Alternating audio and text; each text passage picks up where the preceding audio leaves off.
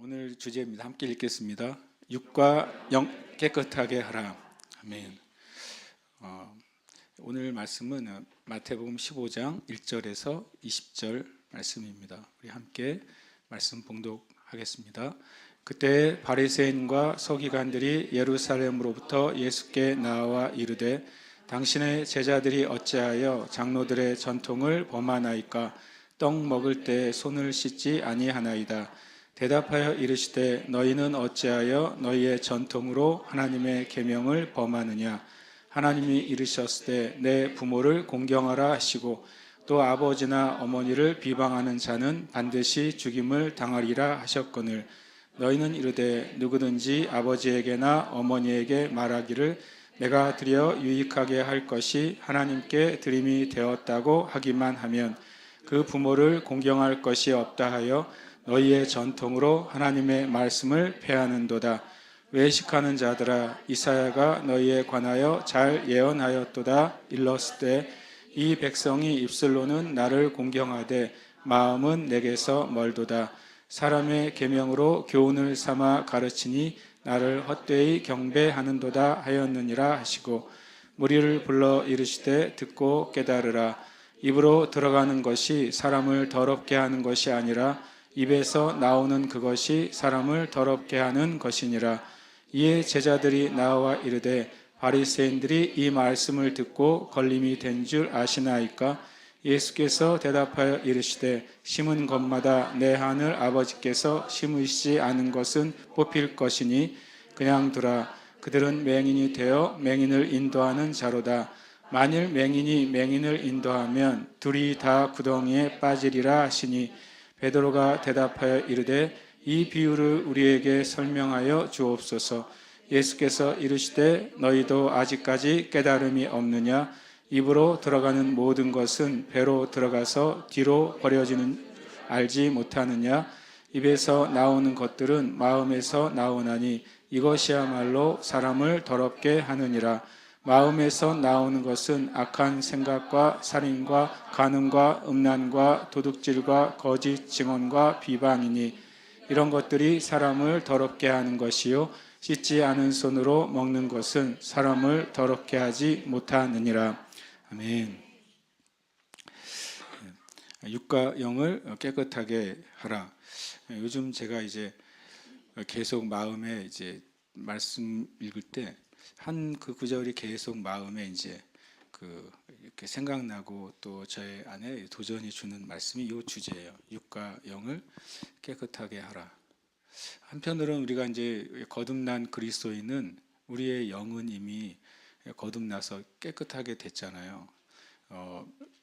우리가 죄 사함을 받고 하나님이 보시기에 의인이 되었잖아요. 그런데 성경은 어떤 면에서 또 너의 몸과 영을 깨끗하게 하라는 말씀이 또 함께 있는 거예요. 그래서 그 말씀이 저한테 요즘 일종의 이제 주제처럼 주어진 말씀이 됐고 오늘 말씀을 읽는데 그 말씀이 이제 순서대로 마태복음을 쭉 나가잖아요. 거기에 이 말씀이 저하고 이제 연결이 되게 됐어요. 그래서 오늘 주제를 이 말씀을 함께 나누게 됩니다. 제가 이제 계속 요즘 생각하는 말씀은 이 말씀이에요. 함께 읽겠습니다. 그런즉 사랑하는 자들아 이 약속을 가진 우리는 하나님을 두려워하는 가운데서 거룩함을 온전히 이루어 육과 영의 온갖 더러운 것에서 자신을 깨끗하게 하자. 아멘. 이 말씀에 이제 확대 번역 성경 AMP 성경에서는 뭐라고 표현하냐면 그러므로 우리는 위대하고 아름다운 약속을 가지고 있다 이렇게 표현합니다. 이 약속을 가졌다. 그래서 우리는 하나님을 경외하는 가운데서 우리의 몸과 영혼을 오염시키는 모든 것으로부터 자신을 정화하고 하나님 앞에 온전히 분별된 삶을 살자 이런 식으로 이제 이렇게 해석이 돼 있어요. 그럼 제 말씀에 보면 1절 초반에 이 약속을 가진 우리라고 표현했잖아요. 약속을 가지고 있기 때문에 육과 영의 온갖 더러운 것에서 깨끗하게 한다고 말씀하고 있어요. 어떤 약속을 말씀하시느냐? 바로 그 전에 나오겠죠. 6장 16절에 이렇게 말씀합니다. 함께 읽겠습니다. 우리는 살아계신 하나님의 성전이라 이와 같이 하나님께서 이르시되 내가 그들 가운데 거하며 두루 행하여 나는 그들의 하나님이 되고 그들은 나의 백성이 되리라. 아멘. 여기에 이제 이것이 약속이에요. 우리가 하나님의 성전이 되었다라고 한 약속입니다. 우리가 성전이 되었기 때문에 하나님 무슨 약속을 하시냐면 내가 그들 가운데 거하겠다. 하나님의 성전이니까 하나님의 성전을 성경은 하나님의 집이라고 그러잖아요. 하나님의 집이 우리가 된 거예요. 그러니까 우리 각자의 영이 하나님이 거하시는 집이 됐고, 그리고 하나님과 하나님이 거하시는 집이 된 그 사람들을 밖에서는 볼 때 그들은 하나님의 백성이라고 말하는 겁니다.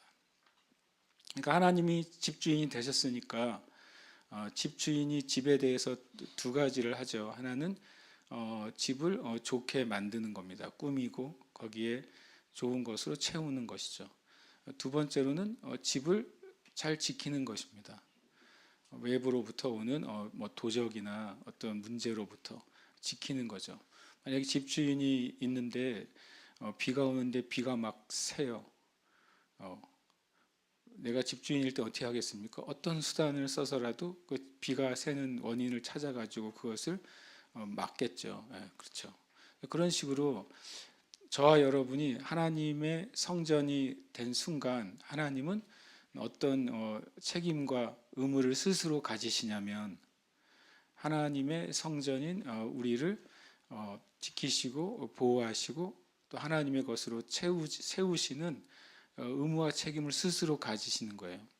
그렇기 때문에 그러면 하나님은 그 일을 하시는데 그럼 우리는 어떤 일을 해야 되느냐? 우리 자신을 육과 영의 모든 더럽게 하는 요소로부터 우리 자신을 깨끗하게 하는 것입니다. 그것이 우리가 주님 앞에 이제 있어야 될 삶의 태도죠. 오늘 말씀은 저는 이제 그 말씀을 계속 떠오르게 하는 오늘 이제 말씀이 됐어요. 그때 바리새인과 서기관들이 예루살렘으로부터 예수께 나왔다고 되어 있습니다.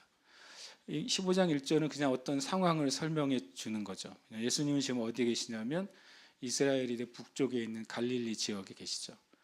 갈릴리 호수, 갈릴리 바다를 뭐 가버나움 쪽에서 베세다로 왔다 갔다 하시면서 지금 이제 말씀도 전하시고 사역도 하시고 또 병자도 고치시고 또 기적을 일으키기도 하고 오병이어의 사건이 일어나기도 합니다. 갈릴리가 이스라엘 북쪽 지역이죠. 거기서 계속 계시는 거예요. 그런데 바리새인과 서기관들은 예루살렘부터 예수님께 옵니다. 예루살렘에서 갈릴리까지 한 몇백 킬로가 돼요. 이분들 엄청 부지런한 분들이죠. 예수님 만나려고 제주도 우리 교회에 오려고 저 서울에서 오는 거죠. 그렇죠. 이제 그 당시에는 걸어서 와야 되니까 최소한 2박 3일 정도 이상의 더 걸릴 수도 있어요. 그 걸어서 온 거죠. 근데 바리새인과 서기관들이 걸어서 온 목적이 굉장히 재밌어요. 걸어서 온 목적이 뭐냐면 예수가 진리의 말을 전하나 안 전하나가 이들이 와서 예수님을 만나는 목적이 아니에요. 또 예수님의 말씀을 듣고자 하는 것도 목적이 아니라 그들이 이제 재판관이 되는 게 목적이에요. 예수가 이 서기관과 바리새인들이 세워놓은 유대교적인 전통이죠. 유대교적인 전통, 율법의 전통을 따르고 있는가 아닌가. 만약에 예수가 유대교의 전통 또 서기관과 바리새인들이 세워놓은 그 법을 잘 따르면 예수는 그래도 우리가 인정할 만하고 괜찮을 랍비라고 우리가 인정해 줄 수 있어. 아직까지 메시아인지는 모르겠지만 재판을 하러 온 것이죠. 판결하러 온 것입니다. 그들의 기준은 하나님의 진리의 말씀이 아니라 장로들의 전통. 말라기와 성경적으로는 말라기서와 마태복음 사이에 400년간 있었던 뭐 흔히 이제 역사가들이 신구약 중간기라고 했던 그때 수많은 대제국들이 교체하잖아요. 그때 이제 이스라엘 백성들에게는 나라가 없었기 때문에 흩어져 있었기 때문에 그때 유대교가 발생합니다. 어떤 분들은 이제 오해하기를 구약이 유대교고 신약이 기독교라고 말하는 사람들이 있어요. 유대교는 구약에 존재하지 않았습니다. 주다이즘이라고 말하는 유대교는 말라기 이후에 발생한 거예요. 그래서 우리가 이 희한한 구분을 하더라고요. 구약은 기독교예요. 아멘입니까? 제가 만들어낸 이론이 아니라 구약이 기독교라니까요. 그걸 어떻게 말씀하실 수 있어요? 라고 말했을 때 구약이 기독교인 걸 알 수 있는 제일 좋은 본문이 어디겠어요? 히브리서 11장이에요. 히브리서 11장 우리가 흔히 이름을 뭐라고 붙입니까? 믿음장이라고 하잖아요. 믿음으로. 자, 믿음으로 의롭게 되고 믿음으로 구원받는 것이 신약의 진리입니까? 틀렸습니다. 믿음으로 의롭게 되고 믿음으로 구원받는 것은 신구약의 진리예요. 왜냐하면 믿음의 사람들의 예가 히브리서 11장에, 히브리서는 신약 성경인데 신약 성경인 히브리서 11장에서 믿음의 삶을 예로 든 인물들이 다 구약의 사람들이잖아요. 그렇죠? 그럼 구약의 사람들은 뭘로 산 거예요? 믿음으로 산 거잖아요. 그래서 구약과 신약에 동일합니다. 믿음이요. 동일한 믿음이에요. 그래서 구약도 기독교예요. 신약도 기독교고. 여기서 말한 장로들의 전통은 이게 이단이에요. 구약과 신약 사이에 발생한 이단이에요. 굉장히 조심해야 되겠네요. 이스라엘 성지순례 갈 때. 이게 성경의 이단이에요. 유대교는요. 하나님의 말씀을 장로들의 전통으로 훼손시켰어요. 그걸 예수님이 말씀하신 거예요. 구약의 진리를 이단이라고 말하니까 예수님이 이단이 되신 거예요. 이 바리새인들과 서기관들에 의해서. 예수님의 죄 몫은 실은 종교적인 죄잖아요. 이단이라는 죄입니다. 거기다가 하나 더 덧붙여서 정치적인 죄를 더 씌우죠. 로마 황제를 대적했다는 반역죄를 더 씌웁니다. 그래서 예수님이 이제 사형된 것이죠. 그러니까 실은 이 바리새인과 사두개인들이 예수님을 유대교의 잣대로, 구약의 잣대가 아니에요. 유대교의 잣대로 점검하고 판결하려고 왔어요. 와서 봤더니 별거 아닌 거 가지고 이제 뭐 합니까? 이제 트집을 잡죠. 떡 먹을 때 손을 씻지 않습니다. 와, 진짜 대단하죠. 밥 먹을 때 손 안 씻는다고 물론 혼날 일이죠. 어머니들한테는 혼날 일이긴 해요. 그러나 이것이 구원과 관계되어 있다거나 하나님을 잘 믿는다거나 하는 그 기준의 근거가 돼서는 안 되잖아요. 죄송하지만 하찮은 것이 이들에게는 예수님을 판결하는 기준이 되는 거예요. 만약에 이제 일반적인 교회에서 예배 드리고 신앙생활 하시던 분이 우리 교회 오면 장로들의 전통이 없어요. 우리 교회가 갑자기 첫 번째 예배 시작할 때 전주도 없어요. 자, 이제 묵상합시다 하는 묵상도 없어요. 사회자도 없고 중간에 그 중요한 대표 기도도 없고 말이에요. 굉장히 힘들어요. 처음에 우리 교회 오신 분은 이게 예배가 시작된 거야 하는데 이미 예배를 드리고 있고 그리고 어느 순간 이게 예배가 끝난 거야 그런데 갑자기 축도를 하고 그래요. 어떤 분이 와서 어려운 건 아니지만 처음에 적응이 어려웠다 그랬어요. 만약에 예배 순서가 뭐 법이고 룰이처럼 생각하는 분들에게는 우리 교회 오면 굉장히 예배가 순서가 없는 예배처럼 느껴진다는 거죠. 그분들하고 제가 논쟁할 거리는 없겠으나 그러나 그것은 실은 예배의 본질도 아니고 성경에도 예배의 순서가 그렇게 나와 있지도 않은 것이죠. 그러니까 실은 장로들의 전통이라고 불려지는 것은 예수님 시대도 있었지만 지금도 존재합니다. 수많은 사람들의 사상이나 철학이나 또 많은 신학들이 우리 자신이 세워놓은 전통이 되고 기준이 되어 버렸어요. 그것으로 신앙생활도 판가름하고 그것을 잣대로 서로를 비교하는 거죠. 그러나 그것은 주님이 애초에 아예 무시하셨던 거예요. 심지어는 주님이 말합니다. 근데 너희들이 이 바리새인과 사두개인들이 예수님과 제자들 보고 당신들은 왜 장로들의 전통 유대교를 범하냐? 그랬더니 예수님은 너희는 왜 하나님의 계명을 범하냐? 이렇게 대받아서 질문하시는 겁니다. 예수님이 이제 질문하는 거예요. 사람이 세우는 신앙적인 전통, 또 종교적인 전통, 신학적인 전통이 먼저냐, 하나님의 계명이 먼저냐라고 질문하는 겁니다. 이것은 어떤 큰 교단이나 교파나 그런 신학을 떠나서 여러분 자신은 어떠십니까? 여러분 자신이 이제 우리 교회에서 처음 신앙생활을 하시는 분들은 이것이 좀 적을 수도 있죠. 그러나 그 전에 자라오면서 신앙생활을 했던 교회나 거기에 모습, 또 여러분이 경험했던 다른 교회나 신앙생활의 모습을 가지고 있을 때 우리 교회뿐만 아니라 다른 과정을 통해 하나님을 만나고 지금까지 신앙생활을 하온 다른 형제와 자매들을 우리도 우리의 그 신앙적인 기준과 잣대로 얼마든지 그 사람을 비교하고 또 잘못하면 판단하기까지 할 수도 있는 거예요. 굉장한 오류임에도 불구하고 우리 자신도 가지고 있는 거예요. 그런데 우리가 기준을 한 가지만 세우면 돼요.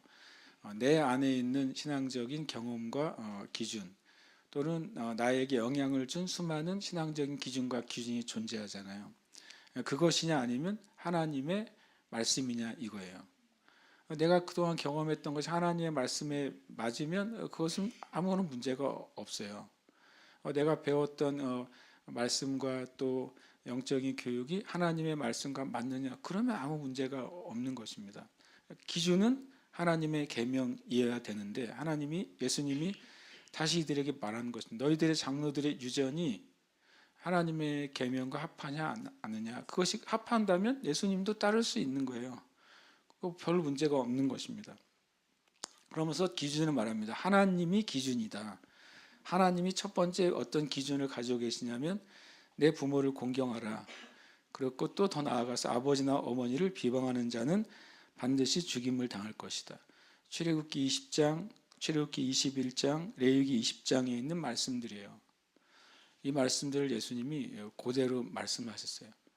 그러니까 예수님이 이 말씀들을 어떻게 보면 구약에 있는 장로들의 유전이라고 말하는 서기관과 바리새인들이 말하는 더 그 장로들의 유전 이전에 있는 하나님의 계명을 말씀하신 거죠. 그래서 이걸 보면서 마치 예수님께서 광야에서 마귀에게 시험 받으실 때 마귀도 정말 번데기 앞에서 주름 잡듯이 말씀으로 예수님을 시험하잖아요. 정말 제가 그것보다 마귀가 되게 개념이 없구나라고 생각이 들었어요.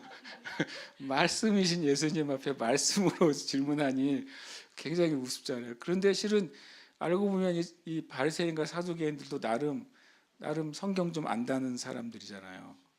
예수님께 장로들의 전통으로 얘기를 하니까 예수님이 이 말씀을 들이댔을 때 그들이 깜짝 실은 마음에 찔리며 왔을 거예요. 자신들이 알고 외웠던 그 말씀이잖아요. 그런데 자신들이 들이대고 있는 장로들의 전통이 놀랍게도 하나님의 말씀을 위배되고 있는 거예요. 너희는 이르되, 장로들의 전통은 뭐라고 말하냐면 분명히 하나님의 말씀은 부모를 공경하는 것이 하나님의 뜻이다라고 말했고, 심지어는 부모를 저주하는 것은 큰 벌을 받을 일이라고 말씀을 했는데, 근데 왜 주님이 부모를 이 계명을 왜 했을까요? 10계명 중에 하나님과 사람과의 관계된 계명이 1, 2, 3, 4 계명이고, 인간의 삶에 관계된 계명의 첫 번째 계명이 부모에 대한 계명이기 때문에 이 5계명을 예로 들으신 거예요. 만약에 6계명이 5계명이었다면 그것을 들으셨을 거예요. 그러니까 장로들의 전통이라고 말하는 것의 첫 번째, 이 5번째 10계명을 말씀하신 것이죠. 그런데 이미 5번째 계명조차 너희들이 장로들의 전통으로 다 뭉개버렸다고 말하는 겁니다. 누구든지 아버지나 어머니에게 말하기를 내가 드려 유익하게 할 것이 하나님께 드림이 되었다. 말은 엄청 멋있어요. 뭐 이런 거도 내가 부모님께 공양해야 될 그 재산을 나는 하나님께 다 드려버렸어요. 완전 헌신된 것처럼 보이잖아요. 그런데 이게 드렸다고 하는 표현이 당시 유대인들이 드렸다고 해서 진짜 드린 게 아니에요. 누구 말처럼 드린다고 하니까 드렸다고 생각하나 본데 그게 아니에요. 왜냐하면 이 밭이 있어요. 그럼 이건 주님께 드렸어요 라고 말했기 때문에 이것을 이제 다른 사람에게 안 주는 거예요. 부모님에게도 안 주는 거예요. 그러나 밭은 여전히 자기 거예요. 거기서 나오는 모든 유익도 자기 거예요. 표면적으로 나 이건 주님 거예요. 언제? 내가 죽으면. 이런 식으로 조건이 달리는 거예요. 그러니까 거짓말인 것이죠. 그러면서 뭐라고 말하냐면 너희의 전통, 너희가 만드는 유전으로 하나님의 말씀을 폐한다고 그랬어요. 영어 성경이 훨씬 더 좀 표현이 돼 있어요. 맨 밑에 줄 보면 no effect라고 돼 있잖아요. 하나님의 말씀이 효과를 없애버리는 거예요. 하나님의 말씀의 효력을 상실시키는 거예요. 약간 속여가지고 이런 거 있잖아요. 합법적인 불법 행위. 그게 뭡니까? 만약에 너무 아주 민감하니까 교회는 끊임없이 차별금지법이나 젠더 이데올로기나 성혁명이 아주 민감하니까 성경은 동성애는 죄라고 말씀하고 있고 가르치고 있어요. 그건 불법이잖아요. 그런데 이 불법의 행위를 합법적으로 하게 만드는 건 뭐예요? 국가의 법률로 이런 차별금지법을 만들어 가지고 하나님은 죄라고 말하는 것을 만약에 국가에서 차별금지법을 만들면 그 죄가 뭐가 돼요? 합법화되는 거예요. 그런 방식으로 하나님의 말씀의 효력을 정지시키거나 희석시켜 버리는 겁니다. 마귀가 하는 일이 그런 것이죠. 이것은 인권을 위한 거야. 인권이라는 큰 대의는 굉장히 좋아 보이죠. 예. 소수자들, 차별받는 소수자들을 위한 거야. 이것도 굉장히 성경에 있는 것은 약자들을 보호하고 돕는 것처럼 보이는 큰 대의를 가지고 있는 거예요. 그러나 반대로 하나님 말씀하신 전체의 진리를 살짝 위배하는 것이죠. 그리고 결과적으로는 수많은 성경에서 말하는 정상적인 삶을 살아가는 세상의 99%가 반대로 차별을 받는 일이 벌어지는 거예요. 그래서 이게 합법적인 불법행위입니다. 부모를 공경하는 것이 성경의 진리인데 난 하나님께 다 드렸으니까 부모님을 공경할 게 없어요 라고 말하는 것은 합법적인 불법행위다. 만약에 하나님께 무엇인가를 드리길 원한다면 부모님께 공양할 부분을 떼어놓고 그리고 하나님께 드릴 것을 드리는 게 성경적인 요소겠죠. 근데 정말 다 드리고 싶으면 부모님과 상의를 해야죠. 부모님, 내가 이거 주님께 안 드리고는 내가 죽을 것 같아요. 그래서 부모님이 그래, 다 드려라. 부모님도 같이 드리는 게 된다 모르겠지만 성경은 놀랍게도 합법적인 불법 행위는 죄라고 말씀하세요. 우리가 주님 앞에 이런 것들을 교묘하게 하나님을 속이는 것이죠. 교묘하게 말씀을 회피해 가지고 내가 원하는 것을 하는 겁니다. 왜냐하면 인간의 욕심을 채우기 위해서 하나님의 말씀을 끌어내리는 것입니다. 성경은 이것을 엄청 주의합니다. 함께 읽겠습니다. 악을 선하다 하며 선을 악하다 하며 흑암으로 광명을 삼으며 광명으로 흑암을 삼으며 쓴 것으로 단 것을 삼으며 단 것으로 쓴 것을 삼는 자들은 화 있을진저. 아멘. 성경 분명히 하나님의 기준을 섞는 것에 대해서 경고하세요. 교회도 그렇고 목회자는 더더욱이 그렇고 모든 성도들이 하나님의 기준을 자신들의 목적을 위해 또는 궁극적으로는 육신의 정욕을 위해서 하나님의 기준을 바꾸고 섞는 것, 그것은 하나님이 보시기에 큰 악한 결과를 가져오고 하나님의 심판을 가져오는 일이라고 말씀합니다. 근데 분명히 하나님이 말씀하신 마지막 때가 되면 될수록 더 그 세상의 끝이 다가오면 다가올수록 이런 일은 빈번히 일어나게 될 것입니다. 빈번히 일어나게 될 거예요. 이것은 참 중요한 일이죠.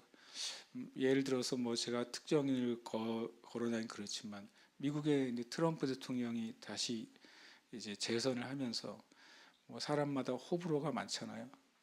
또 우리나라에 마냥 좋은 것만 아니잖아요. 하는 이제 경제적인 도전이 있으니까.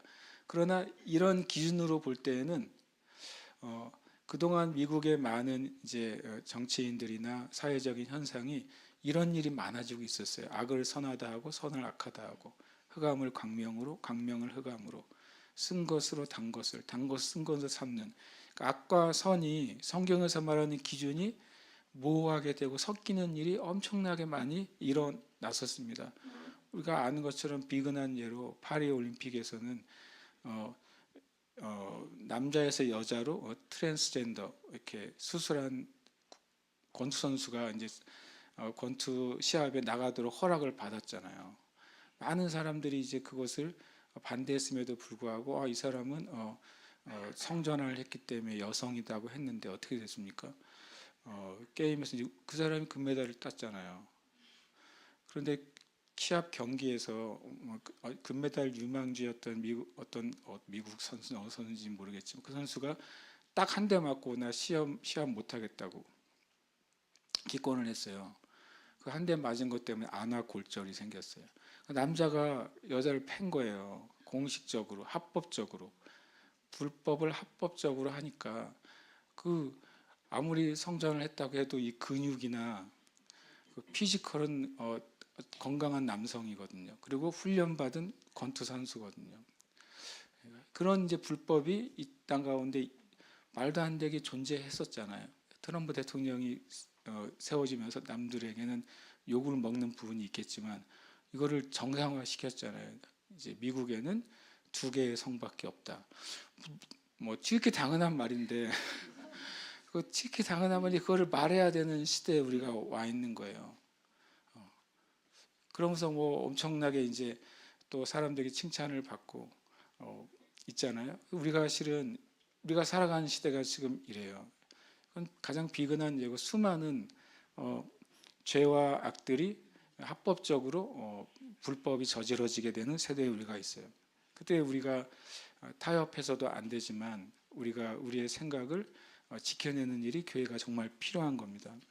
그래서 주님이 이제 그 장로들의 유전으로 하나님의 계명을 파하는 것, 사람의 생각과 사상과 철학과 신학으로 하나님의 말씀을 효과를 막는 것을 외식이라고 말씀하신 거예요. 외식하는 자들아 이사야가 너희에 관하여 잘 예언하였도다라고 말합니다. 외식은 예수님의 말씀에 의하면 사람의 기준으로 하나님의 말씀을 폐하는 게 외식인 거예요. 모든 종류가 그것은 외식이라고 성경은 분명히 예수님이 기준을 제시하십니다. 그러면서 그 내용을 뭐라 말하냐면 입술로는 나를 공경하는데 마음은 주님께 멀다라고 말하는 것입니다. 외식은 뭐냐면 바로 우리의 말과 행위 그것이 우리의 마음과 분리되는 거예요. 이게 외식입니다. 모든 믿는 자들 안에도 이 외식이 얼마든지 존재할 수 있고 또 이 부분을 우리가 주님 앞에 가지고 나가지 않으면 표면적으로는 훌륭한 신앙인이지만 하나님이 보시기에는 악이 가득한 하나님의 심판의 대상이 될 수 있다라고 하는 겁니다. 이것은 되게 중요한 질문이죠. 이 말씀을 읽다 보면 굉장히 재미있는 게 예수님이 답을 안 해주고 있다는 사실을 아십니까? 질문이 있었어요. 질문 어째서 너희 제자들은 밥 먹을 때 손을 안 씻어 이렇게 말했는데 계속 딴 얘기 하세요. 예수님이 왜 손을 안 씻어 이렇게 질문했는데 갑자기 주님이 막 너희의 장로들의 유전으로 막 얘기를 엄청 많이 하세요. 그러면서 이제 결론으로 사람의 계명으로 교훈을 삼아 가르치니 나를 헛되이 경배하는도다. 외식하는 것은 우리의 마음과 우리의 입술이 분리되어 있는 신앙적인 삶이에요. 그러면 외식의 원인을 뭐라고 말씀하시냐면 사람의 계명이라고 말했어요. 사람의 교훈, 사람의 계명으로 가르치는 것. 그러니까 잘못된 가르침이 사람을 외식하게 만든다고 그랬어요. 제가 이제 구절은 저한테 엄청난 경고의 말씀이 됐어요.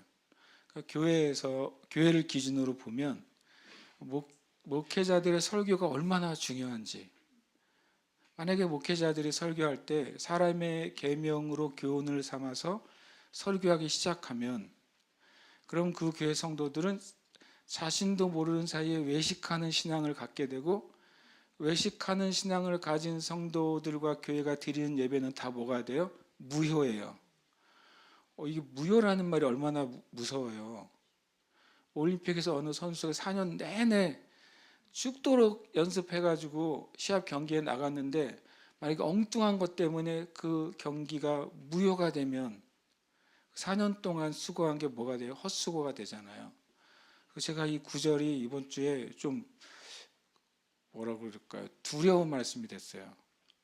사람의 계명으로 교훈을 삼아서 가르치면, 제가 그렇게 가르치기 시작한다면 여러분도 훌륭하게 가르침을 안 받으면 되는 거죠. 그렇긴 한데 가르침을 받아버리면 모르는 사이에 뭐가 돼요? 외식하는 신앙에 물들게 되고, 외식하는 신앙의 성도나 회중이 드리는 예배는 뭐라고요?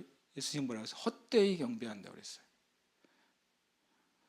하나님 앞에 드리는 예배가 무효인 거예요. 그거 정말 무서운 말 아니에요?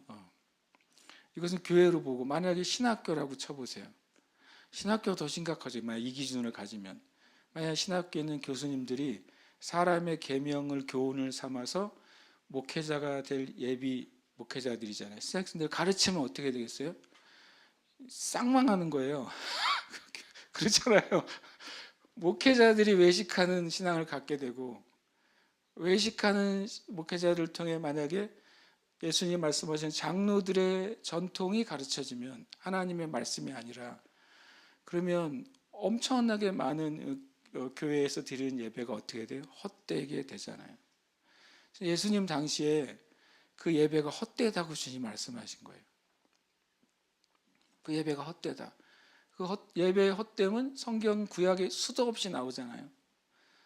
선지자들이 거짓을 말하고, 재판관들 역할을 했던 그 제사장들이 거짓 예언을 하고, 거짓 판결을 하고, 왕들도 미혹되고 우상 숭배를 하니까 이스라엘 전체, 유대 전체 예배가 하나님이 받을 수 없는 예배. 하나님 뭐라고 하십니까? 차라리 그들이 안식일날 안 모였으면 좋겠다. 차라리 그들이 나에게 희생을 드리지 않았으면 좋겠다. 차라리 그들이 절기를 지키지 않았으면 좋겠다. 이렇게 표현하시잖아요. 왜냐하면 아무 소용이 없으니까. 예수님의 말씀은 굉장히 단정적이에요. 그래서 제가 이 말씀은 그래서 자주 말하지만, 여러분은 교회 목회자들 위해서 기도하셔야 돼요. 저를 위해서도 기도해 주세요. 제가 사람의 계명을 교훈을 삼아서 가르치는 목사가 되지 않도록.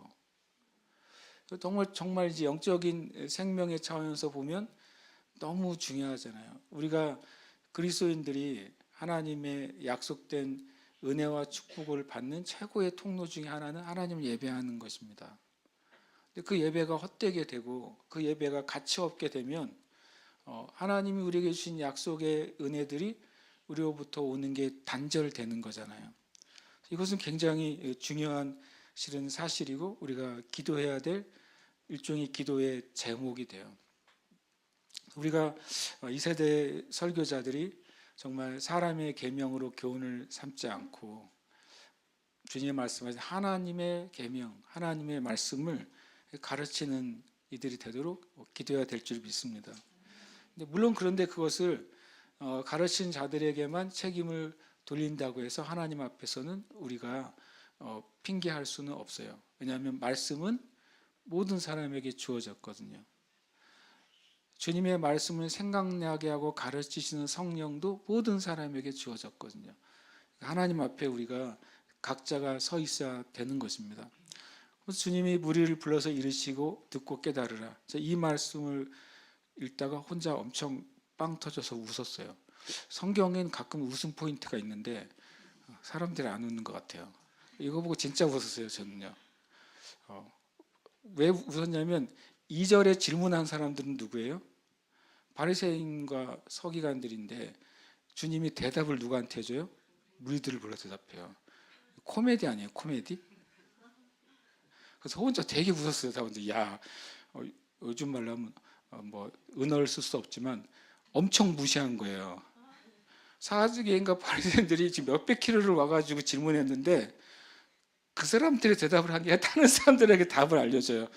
잘 들어라 그러면서. 여러분 대화할 때 A가 나한테 질문했는데 같이 있는 B한테 보고 답을 하면 A를 완전 무시하는 거잖아요. 대답할 가치를 못 느낀다고 무시당하는 거잖아요. 실은 주님이 무시하신 겁니다. 왜 무시했는지 아십니까? 13절에 보면 그들은 눈먼 인도자여서 그래요. 답을 알려줘도 깨닫지 못해요. 그래서 주님이 대답을 안 해주는 겁니다. 그러면서 이제 무리들을 불러서 말을 합니다. 근데 무리들을 불렀을 때 사두개인과 바리새인들도 거기 있죠. 서기관과 바리새인들도 거기 그대로 있어요. 들으라고 하는 소리예요. 그들 보고 들으라고 하는 소리. 뭐라고 말씀하십니까? 입으로 들어가는 것, 그것이 사람을 더럽게 하는 것이 아니다. 손 씻지 않고 음식을 먹었다고 해서 그 음식이 사람을 더럽게 하는 게 아니라 입에서 나오는 것이 사람을 더럽게 하는 것이다 라고 말해서 주님이 기준을 제시하는 것이죠. 그러면 그랬더니 12절에 바리새인들이 이 말씀을 듣고 걸림이 된 줄 아시나이까. 놀랍게도 바리새인들이 알아들었어요. 알아들었으니까 열받죠. 못 알아들었으면 열받지도 않을 거 아니에요.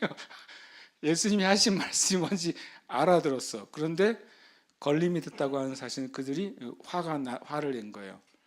뭐냐면 알아들었는데 말씀에 용납은 안 되는 거예요.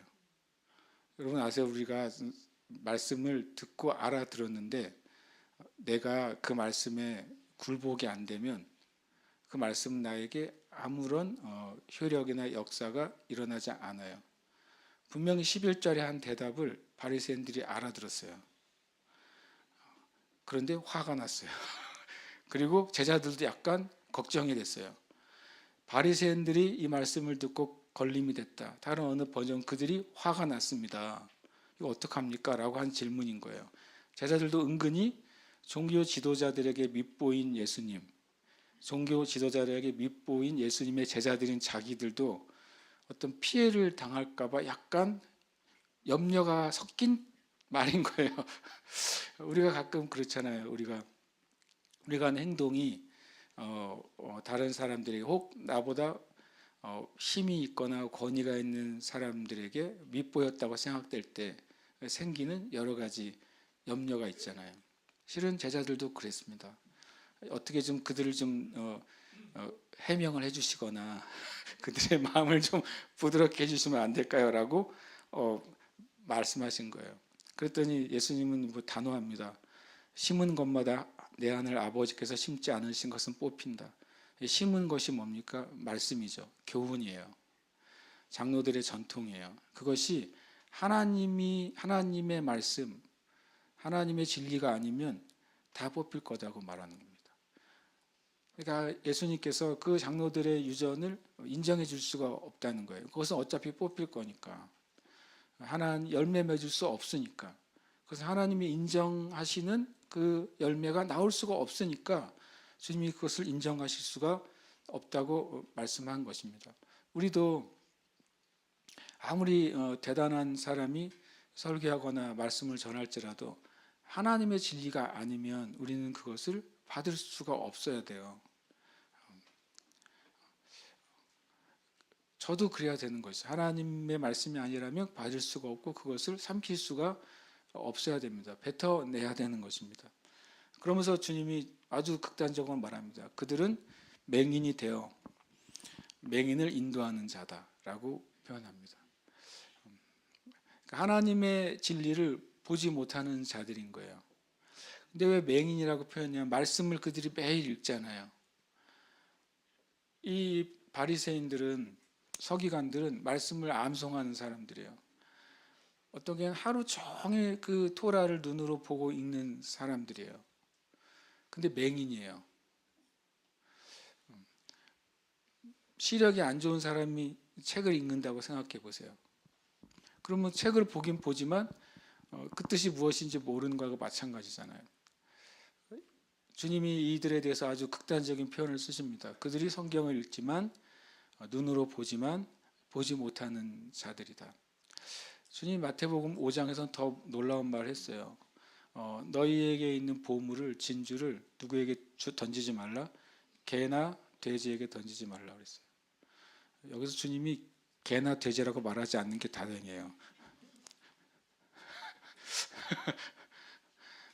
말씀을 듣고 깨닫지 못하는 것은 영적으로는 맹인이고 영적인 개와 돼지라고 말씀하신 거예요. 굉장히 실은 어떤 큰 욕보다도 더 모욕적인 말입니다. 근데 실은 만약에 주님 말씀 앞에 우리가 있다면 우리가 말씀을 깨닫지 못하면 영적인 맹인인 것이 맞잖아요.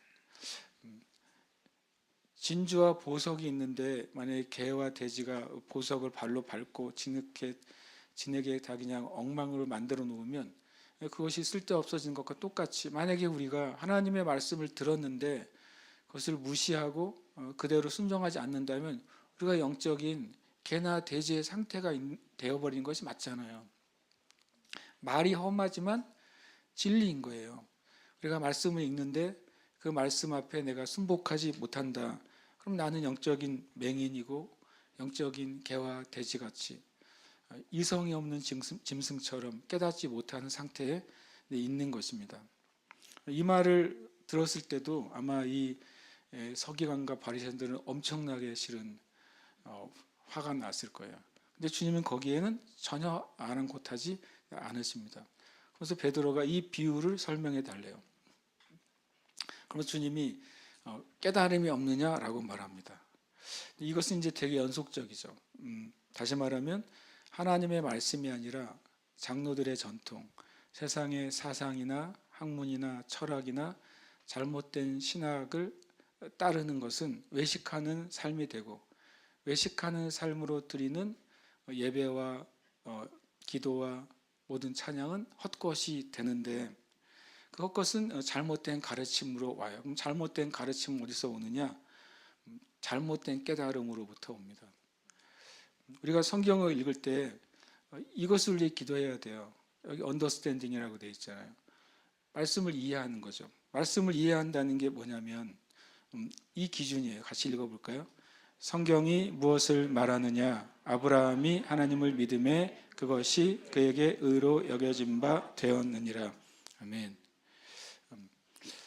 이미 믿음으로 의롭게 된다는 진리는 신약에 선포된 진리가 아니라 믿음의 조상인 아브라함부터 선포된 진리라는 것을 어디에 나와 있다? 성경이 그렇게 말하고 있다는 거예요.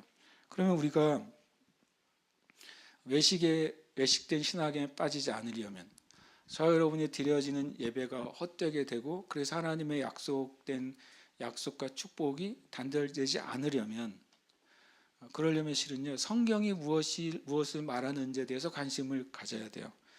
성경이 무엇을 말하느냐의 의미가 뭡니까? 말씀에 참된 의미가 뭔지를 우리가 찾아봐야 되는 거예요. 그리고 두 번째로는 말씀의 목적이 뭔지를 찾아봐야 되는 것입니다. 하나님이 이 말씀을 왜 하셨는지 목적을 찾아봐야 돼요. 그리고 세 번째로는 그 말씀에 진짜 영적인 의미가 무엇인지를 연구해야 돼요. 성경이 무엇을 말하냐? 이것은 세 가지입니다. 그 말씀 자체의 의미, 두 번째로는 말씀의 목적이 무엇이냐, 세 번째로는 말씀의 영적인 의미가 무엇이냐. 이것을 이제 깨닫지 못하니까 성경을 잘못된 문자적인 이해로 그냥 멈추는 거예요. 성경을 그 다음에 하나님의 말씀의 영적인 의미를 무시한 채 율법적인 의미로만 이해하는 것입니다. 로마서 4장 3절은 수많은 당시의 유대인들이 창세기를 읽으면서도 창세기 안에 믿음으로 의롭게 된다는 진리를 깨닫지 못하는 것을 보고 성경이 무엇을 말하는지를 들으라고 말씀합니다. 우리가 주님 앞에 말씀 앞에 갔을 때 성경을 읽을 때 이 질문을 항상 가져야 돼요. 내가 읽는 이 본문은 무엇을 말하느냐? 이 본문의 의미가 진짜 뭐지? 이 본문을 우리에게 주신 목적이 뭐지? 이 본문의 영적인 의미가 뭐지? 이것을 우리가 깨달아야 됩니다. 그 잘 깨닫는 방법은 뭐냐면 이 서신서를 열심히 읽는 거예요. 왜냐하면 서신서에는 구약의 메시지의 진짜 의미, 구약의 메시지의 영적인 의미를 풀어준 게 서신서입니다. 그래서 서신서를 읽다 보면 구약의 말씀을 이런 식으로 이해해야 되는구나. 구약의 말씀의 목적이 이런 것이구나. 구약의 말씀의 영적인 의미가 이런 것이구나 라고 한 사실을 보는 겁니다. 특별히 여러분이 말씀을 읽으실 때 예수님이나 사도 바울이 구약을 어떻게 인용했는지를 잘 보세요. 그러면 이 성경이 무엇을 말하느냐에 대한 많은 실마리나 답을 얻게 되는 것입니다. 그래서 입으로 들어가는 모든 것은 배로 들어가서 뒤로 내버려지는 줄 알지 못하느냐. 너무 당연한 말이잖아요. 먹은 거는 손 씻고 먹었든 손 안 씻고 먹었든 다 뭐예요? 나중에 소화되고 남은 것은 버려진다 라고 말합니다. 그것이 몸을 더럽게 하는 게 영을 더럽게 하는 게 아니다라고 말씀하십니다. 그래서 이것은 되게 중요한데요. 입에서 나오는 것들, 그것은 마음에서 나온다라고 말합니다. 이 말씀은 이제 이렇게 이해하면 좋습니다. 인간은 영적인 존재잖아요. 인간은 영이에요. 근데 입으로 들어가는 것은 영적인 게 아니잖아요. 뭐예요? 물질이잖아요. 음식은. 그러니까 영인 우리에게 물질인 음식이 들어가서 물질이 영을 더럽히지 못한다는 거예요. 예수님의 기준은 손 씻고 먹지 않은 물질이 그들은 장로들의 유전에 의하면 부정한 음식이 되는데 부정한 물질의 음식이 영적인 존재인 나의 영을 직접 더럽히지 못한다라고 주님이 말씀하는 겁니다. 그런데 마음에서 나오는 것들은 내 영으로부터 나오는 거잖아요. 마음에서 나오는 것이 내 영을 더럽히는 것입니다. 그리고 또 반대로 물질이 영을 더럽힐 수는 없지만 더럽혀진 영은 이 땅의 물질을 헛되게 만들 수 있습니다. 그러나 이런 건 있죠. 상하고 부정한 음식을 먹었을 때 우리의 영은 그 음식이 더럽히지 못하지만 우리의 육신에 영향을 줄 수 있어요. 건강을 해칠 수 있잖아요. 그래서 성경이 이런 기준을 갖습니다. 예를 들어서 불신자 중 누가 너희를 청할 때 너희가 가고자 하거든 너희 앞에 차려놓은 것, 음식이잖아요. 특별히 고린도전서 10장 21절에서 말하는 너희 앞에 차려놓은 것은 우상에게 드려진 음식이나 고기를 의미합니다. 그러면 이제 영적으로는 이건 부정한 음식이다, 더럽혀진 음식이다라고 말할 수 있죠. 그런데 무엇을 위해서 묻지 말고 먹으라? 양심을 위해서, 너의 몸을 위해서가 아니에요. 사도 바울도 말합니다. 음식이 영적으로 더럽혀진 음식이라는 말을 하더라도 그것이 너의 몸을 망가뜨리는 게 아니라고 말해요. 오히려 영적으로 더럽혀진 음식인 줄 알고 먹었을 때 뭐에 영향을 준다는 거예요? 육이 아니라 양심, 영에 영향을 준다고 말씀합니다. 나중에 만약에 누군가가 그것은 우상 숭배에 드려진 음식인데 당신이 신앙이 왜 먹으세요? 라고 말하면 내 육신이 아니라 내 양심을 위해서 또 그 듣는 사람들의 상대방의 양심을 위해서 먹지 말라라고 말씀하고 있어요. 분명히 성경은 이 물질이 영에 직접 영향을 주지 않는다고 말씀하고 있습니다. 그러나 영은 물질에 영향을 줍니다. 왜냐하면 영의 세계로부터 보이는 세계가 나왔기 때문에 예수님은 그 기준을 우리에게 분명히 말씀하시고 있는 겁니다. 그러면서 마음에서 나오는 것, 우리 영에서 나오는 것이 생각이 나오고 말이 나오고 행동이 나옵니다. 그것이 우리를 더럽히고 하나님의 은혜를 가로막는 것이다 라고 말씀합니다. 마음에서 나오는 것, 이런 것들이 사람을 더럽게 한다라고 주님이 결론을 내려요. 그러면 다시 이제 이 말씀을 이제 오늘 결론을 맺고 기도하고 싶은데 한 번 더 읽겠습니다. 그런즉 사랑하는 자들아, 이 약속을 가진 우리는 하나님을 두려워하는 가운데서 거룩함을 온전히 이루어 육과 영의 온갖 더러운 것에서 자신을 깨끗하게 하자. 아멘.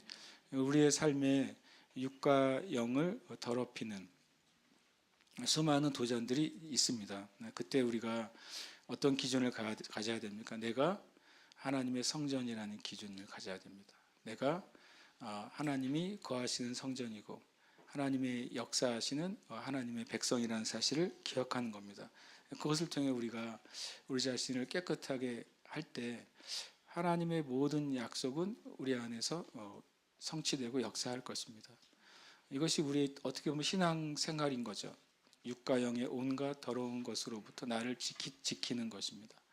그것이 내 안에 들어오지 못하도록, 또 그것이 내 안에 영향을 주지 못하도록 우리가 지키는 것, 그것이 우리가 하나님 앞에 거룩한 삶, 구별된 삶, 하나님의 목적을 위해서 분별된 삶을 사는 겁니다. 우리가 그 삶을 추구해야 돼요. 가끔 이렇게 보면 참 예수 믿는 게 어렵잖아요. 어렵다라는 말이 뭔지 아십니까? 하고 싶은 걸 못한다는 의미가 포함되어 있어요. 내 육신이 원하는 즐거운 인생을 살지 못한다는 게 이제 어렵잖아요. 표현 안에 있습니다. 근데 뭐가 진짜 즐거운 것인지를 우리가 경험하기 시작하면 사람은 좋은 걸 따라갑니다. 그래서 제가 요즘 그런 기도를 했어요. 이번에 우리 리바이벌 기도하면서 주님, 우리 저를 포함해서 온 성도들이 이 땅에서 주는 모든 어떤 미디어와 이 땅에서 주는 모든 엔터테인, 즐거움들이잖아요. 그것보다 하나님께 예배하는 것이 좋아지기를 주님께 구했어요. 우리 청년들이 넷플릭스보다 성경이 좋아지기를, 우리 성도님들이 유튜브보다 말씀이 좋아지기를 그렇게 기도했어요. 좋아지면 되잖아요. 좋아지지 않으면 억지로 해야 되잖아요. 억지로 하거나 내 몸을 쳐야 되잖아요. 그러니까 내 몸을 치지 않고 하는 좋은 길은 그게 좋아지는 거예요. 전 좋아지는 것 되게 은혜라는 생각이 들어요. 우리가 이 시간 기도할 때 그런 은혜가 있도록, 주님, 제가 억지로 경건의 삶을 살려고 노력하는 자가 아니라 경건이 얼마나 좋은지, 하나님의 말씀이 얼마나 좋은지, 하나님께 기도하는 것이 얼마나 좋은지 그것을 주님 맛보아 알게 해 주시옵소서. 그런 은혜를 위해서 기도합니다. 함께 이 시간 고백하고 기도하겠습니다. 함께 고백합니다. 나는 사람의 사상이나 철학이나 신학보다 하나님의 말씀이 말하는 것을 믿는다. 아멘. 한 번 더요. 나는 사람의 사상이나 철학이나 신학보다 하나님의 말씀이 말하는 것을 믿는다. 아멘. 고백합니다. 나는 하나님의 말씀의 참된 의미와 목적을 깨닫기 위해 기도하며 말씀을 묵상한다. 아멘. 한 번 더요.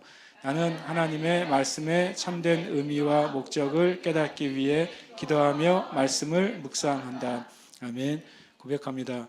나는 깨달은 말씀으로 내 마음과 생각에 적용하며 육과 영을 깨끗하게 한다. 아멘. 한 번 더요. 나는 깨달은 말씀으로 내 마음과 생각에 적용하며 육과 영을 깨끗하게 한다. 아멘.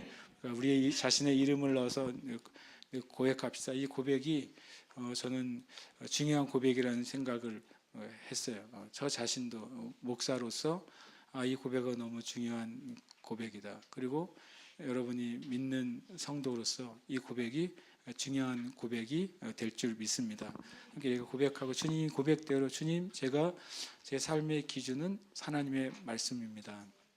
이 말씀이 무엇을 말하는지가 나의 기준이고, 이 말씀을 따라 나의 생각과 말과 행동을 고치는 삶을 제가 살겠습니다. 이렇게 고백하십시다. 함께 이름을 넣어서 고백하고 기도하겠습니다. 고흥령은 사람의 사상이나 철학이나 신학보다 하나님의 말씀이 말하는 것을 믿는다. 고흥령은 하나님의 말씀의 참된 의미와 목적을 깨닫기 위해 기도하며 말씀을 묵상한다.